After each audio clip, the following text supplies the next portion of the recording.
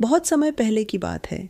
एक शांत झील के किनारे एक बूढ़ा बगुला रहता था। पहले वह बड़ी आसानी से मछलियाँ पकड़कर खा लेता था, लेकिन जैसे जैसे वह बूढ़ा हुआ, उसकी गति धीमी हो गई और वह मछलियाँ पकड़ने में असमर्थ हो गया। अब वह भूख से परेशान रहने लगा। एक दिन उसने एक चालाक योजना बनाई। वह झील के किनारे चुपचाप खड़ा रहा और रोने लगा। पास से एक केकड़ा गुजर रहा था।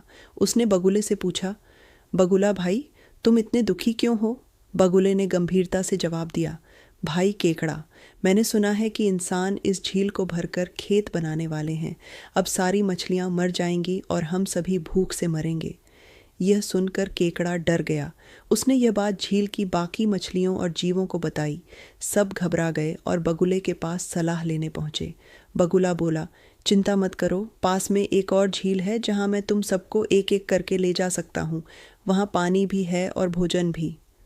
मछलियाँ मान गईं और बगुला हर दिन एक मछली को अपनी चोंच में पकड़कर उड़ जाता, लेकिन वह उन्हें झील में ले जाने के बजाय एक बड़े पत्थर पर ले जाकर खा जाता। धीरे धीरे वहाँ मछलियों की संख्या घटने लगी। यह देखकर केकड़े को शक हुआ। उसने बगुले से कहा, अब मेरी बारी है, मुझे भी उस नई झील में ले चलो। बगुला खुशी खुशी तैयार हो गया। उसने केकड़े को अपनी पीठ पर बैठा लिया और उड़ चला। उड़ते उड़ते केकड़े ने नीचे देखा तो उसे हड्डियों का ढेर दिखाई दिया। उसे सारी सच्चाई समझ में आ गई। बगुला जैसे ही केकड़े को खाने के लिए झुका, केकड़े ने तुरंत अपने मजबूत पंजों से बगुले की गर्दन कस दी और उसे मार डाला।